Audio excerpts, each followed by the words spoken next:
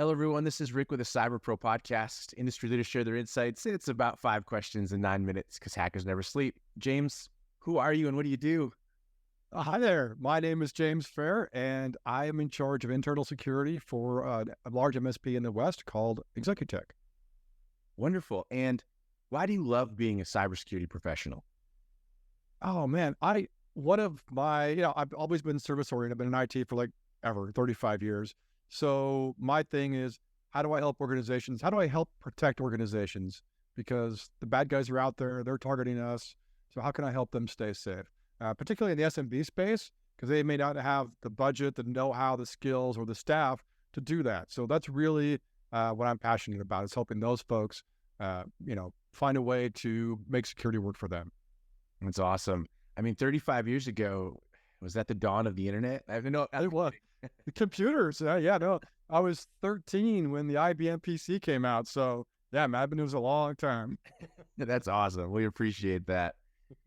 We hear in the world today that cybersecurity is a top concern, but what does that mean to you? Yeah. So again, to me, it's all about, so we service all sizes of companies, organizations, but really the SMB space is our niche market. So to me, and not to reiterate it, but it's how do I help organizations be secure in the SMB space, where it's probably some person wearing 4 hats already, and or some finance person says, somebody says you're in charge of cybersecurity, and they look at it and then they just get look like deer in headlights for a while because it's just overwhelming trying to figure out how to do that. So to me, it's all about how do we secure the small organizations, the mom and pop shops, the bread and butter of America, really. Some like 90% of businesses are small businesses. So how do we help them be more secure in this, I don't want to say ugly world, but there's a lot of bad guys out there and we're the targets. So how do we help them who are overwhelmed, under budgeted, understaffed, right? How do we help them be more secure? So that's what it means to me. Nice. James, talk to me a little bit about what SMB means and what it means to you guys, like size of company and what that kind of looks like. Yeah, great question. So SMB, small to medium businesses. So it could be a 5-user wood shop all the way up to, a 100-user development team. Really 30 to 40 users is about our target market. These are organizations that know they need IT and cyber support, but may not want to bring on a full-time staff or have to manage that themselves, because then they have to put, someone who knows it overcharge, this kind of thing.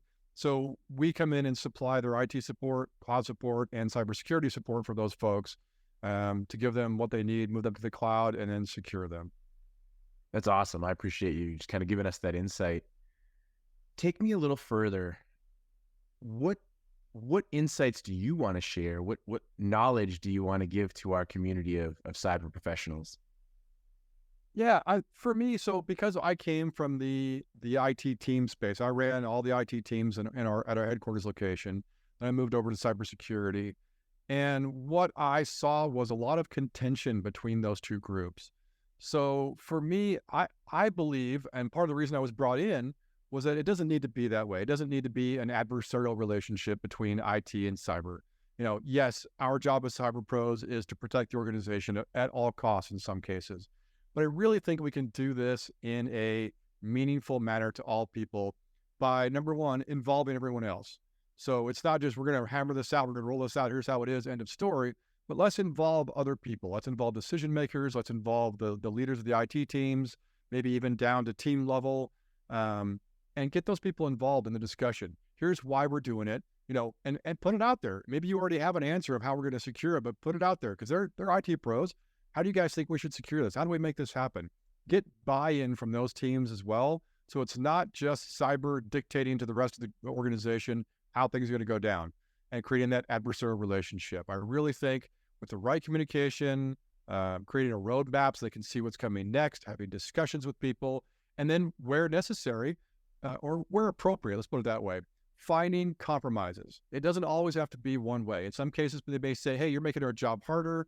And you say, well, I need to secure it. So where do we find that happy medium? Because I believe those answers are out there. In some cases, yeah, it's got to be this way. I'm really sorry. But let those be the exception to the rule, not the general rule itself. James, that's awesome. Thank you so much. Yeah. Let's get right to the fun question. What's your favorite piece of retro technology that makes you smile?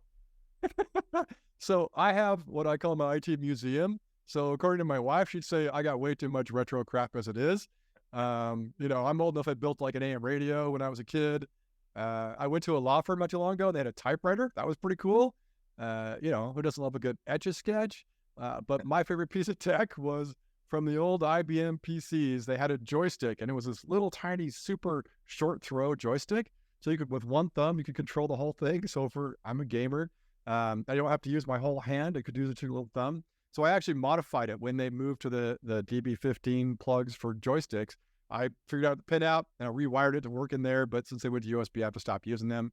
But definitely that old IBM PC Junior joystick was my thing, man. That's awesome. I heard you say gamer. I'm going to ask a bonus question before we close out the podcast. Sure. Favorite retro game? Oh, wow. So my buddy was part of the development team that created the first Mortal Kombat. Not exactly the most, wholesome entertainment, but the original Mortal Kombat was still fun. We played it on the Super Nintendo system. It probably shouldn't tell the company that did it, but he'd bring over beta cartridges. We got to play the beta test of them before it was released. So I had a lot of fun with the SNES and Mortal Kombat for sure. Thank you so much, James, for being on the podcast. My pleasure, Rick. Thanks for doing what you do out there, man. It means a lot. Thank you for watching the Cyber Pro podcast. Don't forget to like and subscribe so you don't miss out on new podcasts and bonus content.